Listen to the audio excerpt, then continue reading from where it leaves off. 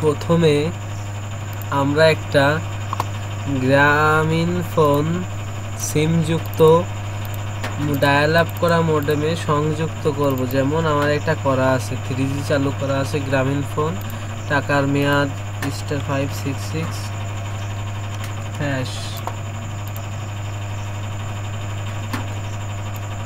টাকা আছে আর টাকার মেয়াদও আছে। টাকা নেই বললে চলে, এর নিচে আসতেছে না আর আসবে না। আর কোনো নেট প্যাক দেখতে গেলে আমার এতে কোনো নেট প্যাক অ্যাক্টিভ করা নেই, দেখুন। তাও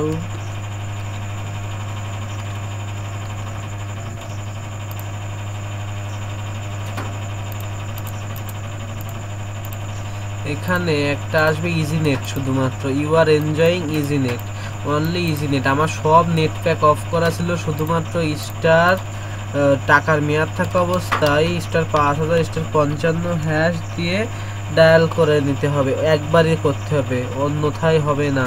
যেহেতু আমার একবার করা আছে সেজন্য আমি দ্বিতীয়বার চেষ্টা করব না। এটা এবার করে নেওয়ার পরে এইভাবে কানেক্ট দিতে হবে, দেওয়ার সাথে সাথে একটা নতুন উইন্ডো চালু হবে। দেখুন এই উইন্ডোটা অটোমেটিক একটা পেজে নিয়ে যাবে। এই যে এই একটা পেজ, এই পেজটা যদি আসে তাহলে বুঝতে হবে আপনার এই সিম দ্বারা ফ্রি ইন্টারনেট চলবে, নতুবা চলবে না। এই পেজটাই সবচাইতে বড় বিষয়। তারপরে আমি এক্সবেল সফটওয়্যারটা ওপেন করব।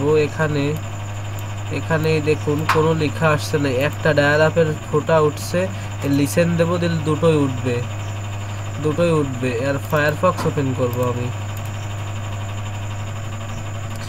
ফায়ারফক্স ওপেন করলে দেখবেন এই 2 লাইন লেখা অবশ্যই উঠতে হবে, তাইলে বুঝতে হবে আপনার চলতেছে। অবশ্যই 2 লাইনের লেখা উঠতে হবে। এখানে গিয়ে আমি দেখে আসবো আমার কনফিগারেশন ঠিক আছে কিনা। কনফিগারেশন এই যে সব দেওয়াই আছে, এই যে ম্যানুয়ালি সেটিং দিয়ে এখানে পাতিয়ে এবার এখানে লিখবো একটা ওয়েবসাইট, যে কোনো কিছু।